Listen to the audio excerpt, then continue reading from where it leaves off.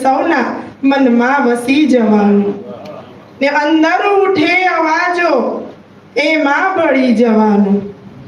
અંદર ઉઠે અવાજો એમાં ભળી જવાનું જ્યાં જ્યાં ઘૂંટાય શબ્દો ત્યાં ત્યાં વળી જવાનું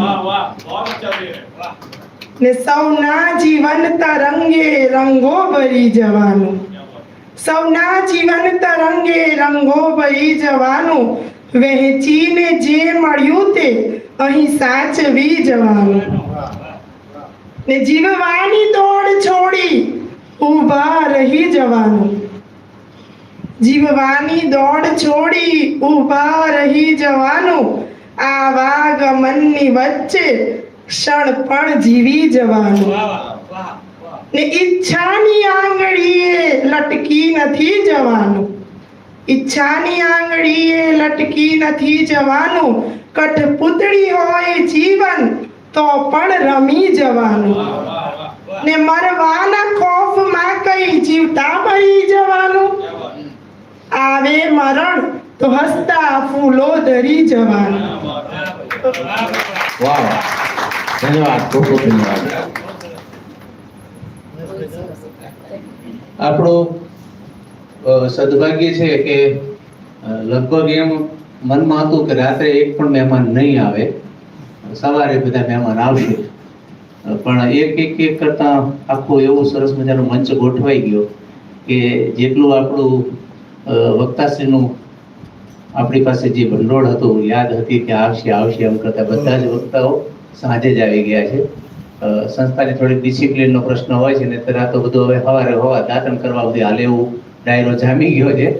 પણ જેટલું થઈ શકે એટલું આપણે મર્યાદામાં એ કામ કરીએ હું થોડો ટૂંકો પરિચય એમ તો કાલે આપવાનો હતો પણ આજે આપી દો ડૉક્ટર હર્ષદ સાહેબ લશ્કરી સાહેબ બે શબ્દ બોલું બે વખત સાહેબ બોલું છું અને એમના વિશે મેં લાડકભાઈ ગ્રુપમાં લખ્યું છે એટલે બીજી વિગતે હું વાત નથી કરતો એ કેવી રીતે આવ્યા હતા ગવાણા મોહનભાઈને મળ્યા એટલે તમને ખ્યાલ આવ્યો હશે કે મોહનભાઈ તો કવિએ નથી લેખકે નથી છતાં એને યાદ કરીને મળ્યા છે એટલે ગવાણાનું હેત કેમનું હશે એ તમને ખ્યાલ હશે અને એ વખતે કેવી રીતે આવ્યા તે મેં તમને વાત કરી છે આજે પણ એમની પરિસ્થિતિ શારીરિક દ્રષ્ટિ એવી જ છે છતાં સાહેબ આટલી મોડી રાતે પણ અહીંયા આપણી વચ્ચે આવ્યા છે તો પોતે સારા લેખક છે કવિ છે ભાષા સુધારક માટે સતત ફૂટપટ્ટી લઈને અમારો બધાનો બરડો સીધો કરે એવા એ પોતે સાહિત્યના જાણકાર છે નિષાદ સાહેબ છે એના વિશે તો શૈલેષભાઈ કાલે વાત તમને કરવાના છે હું અત્યારે સાહેબનો લાંબો પરિચય નહીં આપું પણ એમને કવિ તરીકે લેખક તરીકે એક સારા અધ્યાપક તરીકે તો માણવાની મજા છે પણ સારા ગીતના ગાનારા બહુ સુંદર એમનો કંઠ છે સૂર છે એટલે કાલે કદાચ લાંબી વાત ન કરે ને પણ આપણને એમનો કંઠનો લાભ મળે ને એવી પણ અપેક્ષા છે અત્યારે તો એના માટે જ બેસાડે છે મારા બહુ જ પ્રિય અને અમારા વઢિયારનું અત્યારે એક ઝળકતું મોતી ગણી શકાય એવા હેમ્બા ગઢવી બહુ સાંભળવાની મજા આવે પણ એ કે હું સ્ટેજ ઉપર ગાતો નથી ને ક્યારે નહીં હું રોજ સાંભળું તો ફેસબુકમાં ને કે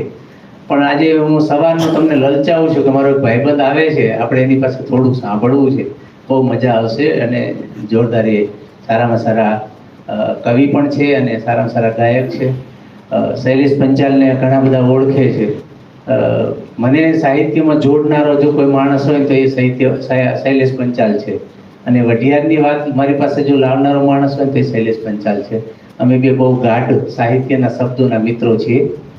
ચારે ચાર આપણા બહુ માનીતા અને મોંઘા મહેમાન છે શૈલેષભાઈને તો હમણાં જ તમને સાહિત્ય અકાદમીનો એવોર્ડ પણ મળેલો છે ડૉક્ટર નિષાદ સાહેબ વિશે કાલે શૈલેષભાઈ થોડો ટૂંકો લાંબો પરિચય આપશે બહુ ઊંચું ગજાનું એમનું કામ છે ખાસ કરીને શિક્ષણમાં બહુ મોટું સારું કામ છે આજે આપણી પાસે થોડોક ટાઈમ છે અલગ ઝલક તો હું પહેલાં હેમ્બાને વિનંતી કરું કારણ કે મારી જે વધારે લાલચ છે ને હેમ્બા ઉપર છે એ એમને મૂડ આવે ને એ વાત કરે કોઈ પણ આપણને કોઈ ભૂદેવ મળે ને જે આપણને આનંદ આવતો હોય